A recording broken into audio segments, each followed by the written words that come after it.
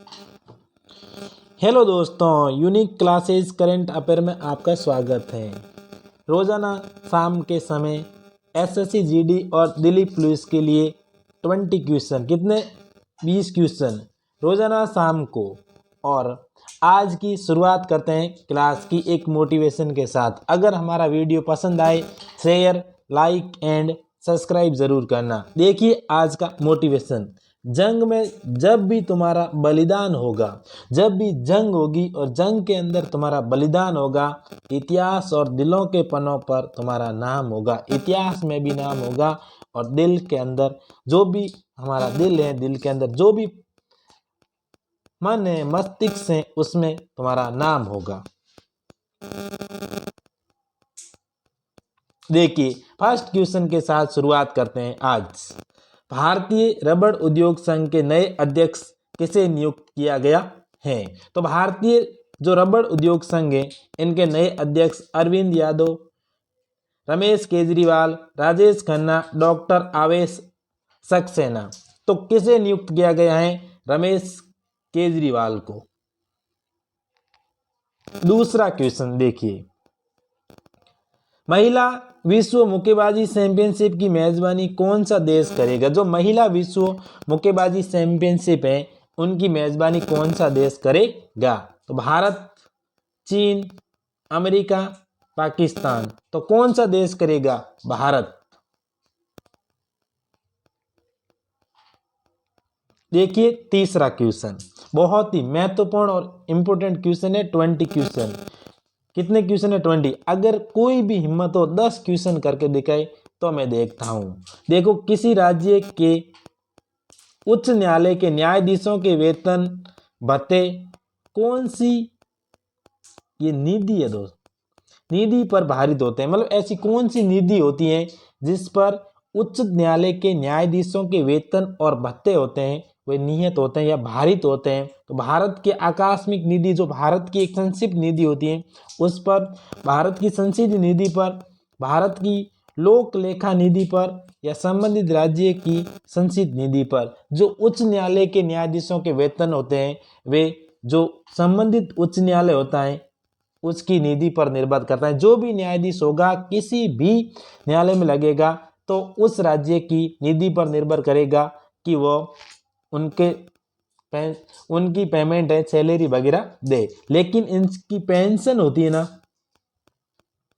तो पेंशन कौन देता है? तो पेंशन देती है भारत सरकार। ये बात ध्यान रख लेना। अगर इनकी तनख्वाह वगैरह, सैलरी वगैरह होती है, वो तो देते हैं संबंधित राज्य, लेकिन इनकी पेंशन होती है उच्च न्यायालय के न्यायाधीशों की, वो देती है भारत सरकार।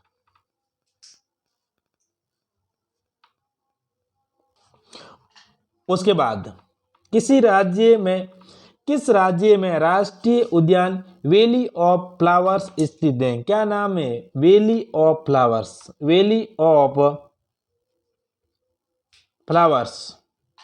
तो किस राज्य में स्थित है valley of flowers? Uttarakhand, Himachal Pradesh, Punjab और हरियाणा। ऐसा कौन सा राज्य है जहां पर वैली ऑफ फ्लावर्स स्थित है? तो वो है उत्तराखंड। आगे देखिए, किन 4 देशों को एशियन टाइगर संघ कहा जाता है? ऐसे कौन से देश हैं 4 जिन देशों को एशियन टाइगर संघ कहा जाता है? हांगकांग, अमेरिका, ब्रिटेन, चीन। पाकिस्तान, भारत, ऑस्ट्रेलिया, बांग्लादेश।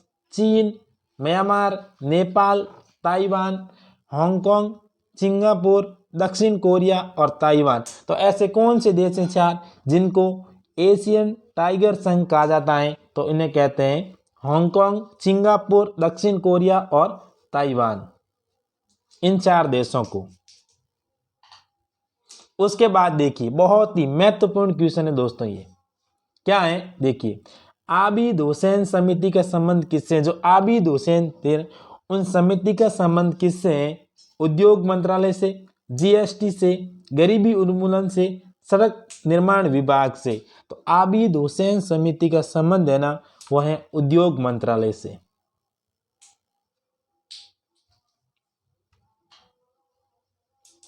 अब देखिए बांदीपुर प्रोजेक्ट टाइगर किस राज्य में स्थित है? जो बांदीपुर प्रोजेक्ट टाइगर है ना, उत्तर प्रदेश, मध्य प्रदेश, छत्तीसगढ़ और कर्नाटक। तो ये बांदीपुर टाइगर प्रोजेक्ट है ना, ये है कर्नाटक के अंदर। किस राज्य में? कर्नाटक के अंदर। चेरोकान किस राज्य की एक लोक नृत्य शैली है? क्या नाम है? चेरोकान।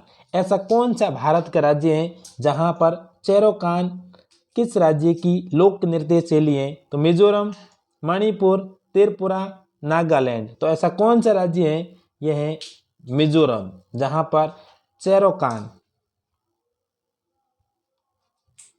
एक लोक नृत्य शैली है। उसके बाद प्रधानमंत्री नरेंद्र मोदी ने 108 फीट ऊंची स्टैच्यू ऑफ प्रॉस्पेरिटी, क्या नाम है? स्टैच्यू ऑफ प्रॉस्पेरिटी का उद्घाटन कहां पर किया है? तो प्रधानमंत्री नरेंद्र मोदी ने ना स्टैच्यू ऑफ प्रॉस्पेरिटी का उद्घाटन है अटल नगर छत्तीसगढ़, अमरावती आंध्र प्रदेश, बेंगलुरु कर्नाटक और जयपुर राजस्थान। तो कहां पर किया है? बेंगलुरु कर्नाटक के अंदर। सरहद पर टिकी है जिनकी नजर, जो भी फौजी भाई होता है ना, उनकी नजर होती है ना, हमेशा सरहद पर टिकी रहती है, पल पर रखते हैं ध्यान। हर वो ध्यान रखना, फौजी लोग होते हैं जो सरहद पर उनकी नजर होती है, पल पल वो ध्यान रखते हैं। दुश्मन की खबर, भारत माँ के इन लाडलों को न लगे किसी की नजर। ये भारत माँ के लाडले हैं, इन्हें किसी भी प्रकार की नजर नहीं लगनी चाहिए। देखिए आगे, बहुत ही महत्वपूर्ण क्वेश्चन है कि भारतीय संविधान सभा ने भारतीय राष्ट्रीय ध्वज की रूपरेखा को कब अंगीकृत किया था? जो भारतीय राष्ट्रीय ध्वज था ना, राष्ट्रीय ध्वज की जो रूपरेखा थी, इनको कब अंगीकृत किया था? जो राष्ट्रीय ध्वज था वो तो 20 जुलाई 1954 को, 23 जुलाई 1947 को, 21 सितंबर 1946 को या 9 दिसंबर 1946 को। तो भारतीय संविधान सभा ने है ना भारतीय राष्ट्रीय ध्वज की रूपरेखा को 23 जुलाई 1947 को अंगीकृत किया था। कब किया था? 23 जुलाई 1947। आगे देखिए, मुखौटा नृत्य का संबंध किस नृत्य शैली से है? जो मुखौटा नृत्य होते हैं, जो सिर पर मुखौटा पहनकर उनका नृत्य किया जाता है, ये नृत्य की किस शैली से संबंधित है? तो कथकली, कुचिपुड़ी, भरतनाट्यम, मणिपुरी। तो किससे संबंधित है? यह है कथकली से संबंधित। किससे? कथकली से।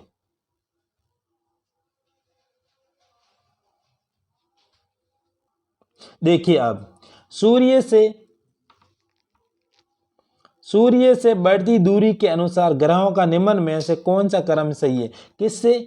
सूर्य से। यह बात विशेष तौर से ध्यान रखना कि सूर्य से बढ़ती दूरी के अनुसार ग्रहों का कौन सा क्रम सही है? तो बुध, शुक्र, पृथ्वी, मंगल। बुध, शुक्र, पृथ्वी, मंगल। शुक्र, पृथ्वी, मंगल, बृहस्पति। अरुण, वरुण, पृथ्वी और मंगल। शुक्र, मंगल, पृथ्वी और अरुण। तो ऐसा कौन सा क्रम है जो सूर्य से बढ़ती हुई दूरी के अनुसार सही है? तो बुध, शुक्र, पृथ्वी और मंगल। क्या है? बुध, शुक्र, पृथ्वी और मंगल। आगे देखिए, बहुत ही इंपॉर्टेंट, बहुत ही महत्वपूर्ण क्वेश्चन है कि भारतीय वायुसेना का एयर फेस्ट 2022, ये 2022 है दोस्तों, 2022 का आयोजन कहां पर किया गया है? मुंबई, नई दिल्ली, नागपुर, जयपुर। तो भारतीय वायुसेना का एयर फेस्ट 2022 से का आयोजन है वो नागपुर में किया गया है फिलहाल। तो थोड़ी दिन पहले ना इनका आयोजन नागपुर के अंदर किया गया है। आगे देखिए, बहुत ही महत्वपूर्ण क्वेश्चन है कि भारतीय संविधान सभा की स्थापना कब हुई थी? जो भारतीय संविधान सभा थी उनकी स्थापना कब हुई थी? 9 दिसंबर 1946, 10 दिसंबर 1946, 8 दिसंबर 1946 और 4 नवंबर 1946। तो भारतीय संविधान सभा है, इनकी स्थापना 9 दिसंबर 1946 को हुई थी। कब हुई थी? 9 दिसंबर 1946 को। उड़ीसा राज्य का उच्च न्यायालय कहां पर स्थित है? जो उड़ीसा राज्य है उनका उच्च न्यायालय है ना, उच्च न्यायालय किस शहर में स्थित है, कहाँ पर स्थित है? तो भुवनेश्वर, कटक, रायपुर, सिलचर। तो उड़ीसा का उच्च न्यायालय है ना, वह है कटक के अंदर, कटक उड़ीसा के अंदर है। आगे देखिए, बहुत ही महत्वपूर्ण क्वेश्चन है दोस्तों, बहुत ही महत्वपूर्ण क्वेश्चन है।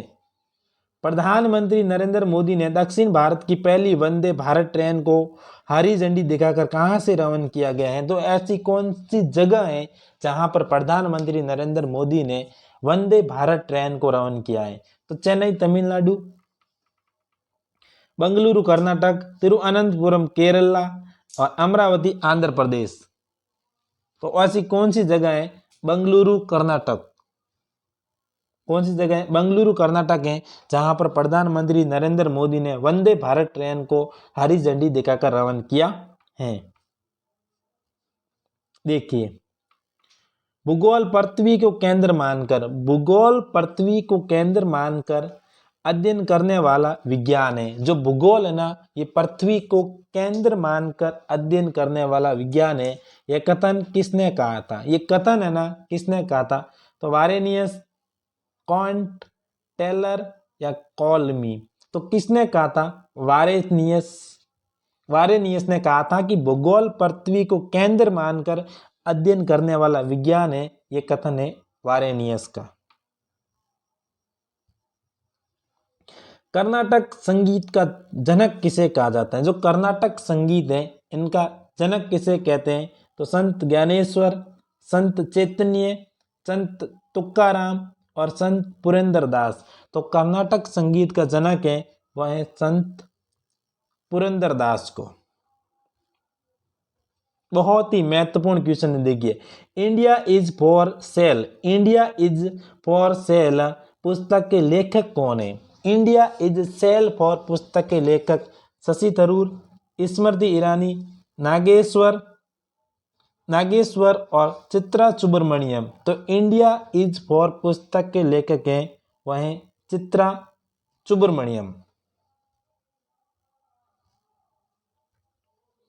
सैयद मुश्ताक, देखिए, सैयद मुश्ताक अली ट्रॉफी पहली बार किसने जीती है? तो सैयद मुश्ताक अली ट्रॉफी है जो पहली बार किसने जीती? मुंबई, राजस्थान, चेन्नई, गुजरात। तो किसने जीती है पहली बार?